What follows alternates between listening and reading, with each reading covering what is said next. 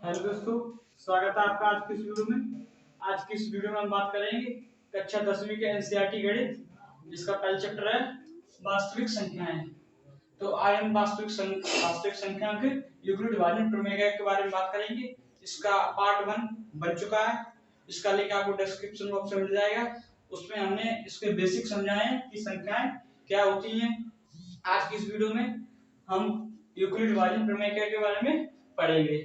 चलिए सबसे पहले हम कुछ भाग करते हैं।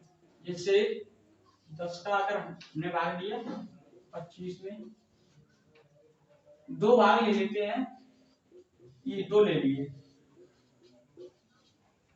अगर मैं आपसे कहूं कि इसमें इसमें इसका भाग दीजिए तो भाग जाएगा 10 दूनी 20, दो बार कितना रिमाइंडर बचा? 5 रिमाइंडर बच गया। और इसका अगर इसमें भाग करेंगे तो 5 25, इसका 0 रिमाइंडर बच गया। तो इसको हम कहते हैं भागफल, इसको हम कहते हैं शेषफल, और इसको हम कहते हैं भाजक, और इसको हम कहते हैं भाज्य। तो आपने बचपन में एक संबंध पढ़ा होगा इनके बारे में। भाज्य, भागफल, शेषफल, भाजक के बारे में एक संबंध पढ़ा होगा। छोटी कक्षाओं में पढ़ा है आपने। भाज्य बराबर भाजक गुणा भागफल प्लस शेषफल। ये जो संबंध है वो आपने छोटी कक्षा में पढ़ा है। इसका मतलब है अगर हमें ये चाहिए 25 चाहिए तो भाजक इसका 10 का गुणा 2 में भागफल में प्लस शेषफल जोड़ दें तो हमें ये प्राप्त हो जाएगा। तो आप इन दोनों भाग में देख रहे होंगे कि जो शेषफल है वो, इसमें जो शेषफल है वो 0 से बड़ा है। रिमाइंडर इसको हम R से डिनोट करते हैं, इसको Q से, इसको हम करते हैं A से, इसको हम B से डिनोट करते हैं। तो आप देख रहे होंगे इस भाग में जो हमारा रिमाइंडर है वो 0 से बड़ा है, और आप इसमें देख रहे हो कि हमारा रिमाइंडर है वो 0 के बराबर है। तो इससे हमें एक बात समझ में आई कि जो हमारा रिमाइंडर है वो या तो 0 के बराबर होगा या तो 0 के बराबर होगा या फिर 0 से बड़ा होगा। तो अगर इसको हम एकजुट मिला के लिखें तो हम इसको क्या लिखेंगे? तो हम लिखेंगे इसको ये। इसका मतलब है जो हमारा रिमाइंडर है वो या तो 0 के बराबर होगा या 0 के बड़ा होगा। अब उसके बाद हम बात करते हैं भाजक की। तो जो आपने देखा होगा जो भाजक है वो रिमाइंडर से बड़ा होता है। अगर जो हमारा रिमाइंडर है अगर भाजक से बड़ा है तो इसमें एक और बार भाग लग जाएगा। तो इसमें भी संबंध है कि जो हमारा रिमाइंडर है वो हमेशा भाजक से छोटा होता है। भाजक से छोटा होता है, ना ही भाजक के बराबर होगा, ना ही भाजक से बड़ा होगा। तो जो हमारा रिमाइंडर है भाजक से छोटा होता है।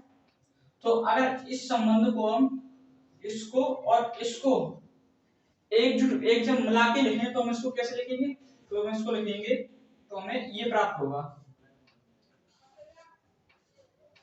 इसका मतलब जो रिमाइंडर है वो हमारे 0 के बराबर होगा या फिर 0 से बड़ा होगा, और लेकिन जो रिमाइंडर है वो भाजक से छोटा होगा, 20 से छोटा होगा। तो अगर हम इसको इसके जो प्रतीक चिन्हों के तरीके से लिखते तो इसको हम लिखेंगे A बराबर BQ प्लस R। इसका मतलब इसको हम अगर इसके मानक प्रतीक चिन्हों के हिसाब से लिखेंगे तो हम इसको लिखेंगे A बराबर BQ प्लस R। तो इसी तरह से दो संख्याओं का भाग देकर HCF निकालना इस रूप में दर्शा के यूक्लिड विभाजन प्रमेय का कहलाता है। दोस्तों अब हमने जो आपकी किताब में दी है एनसीईआरटी में उस डेफिनेशन को लिया है।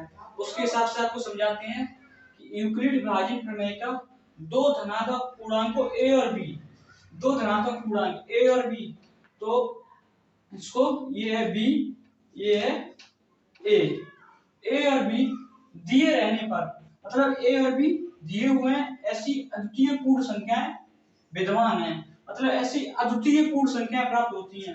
अद्वितीय मतलब जैसे अगर मैं 10 का भाग 25 में देता हूं तो 2 और 5 ही प्राप्त होगा, ना कि 3 और 4 प्राप्त होगा।